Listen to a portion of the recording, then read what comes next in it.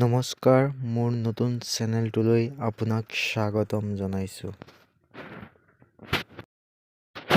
১ number কুৱেশ্যনটো হ'ল, কোনখন দেশে ভাৰতলৈ শিঙৰ সৰ্বাধিক ৰপ্তানি কৰে?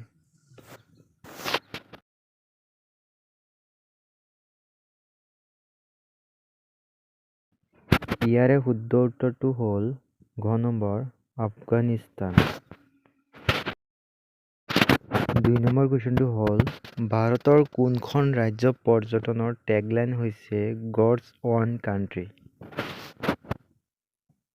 ইয়াৰে শুদ্ধ উত্তৰটো হ'ল জম্মু আৰু কাশ্মীৰ।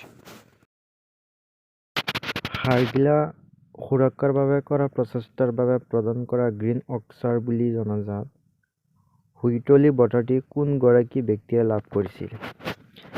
ইয়াৰে শুদ্ধ উত্তৰটো হ'ল ক.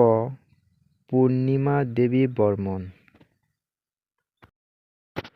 ৪ নম্বৰ কুৱেশ্যনটো হ'ল, শিক্ষাৰ অধিকাৰ আইনখন মৌলিক অধিকাৰ হিচাপে দেশৰ অধীনত প্ৰণয়ন কৰা হৈছিল।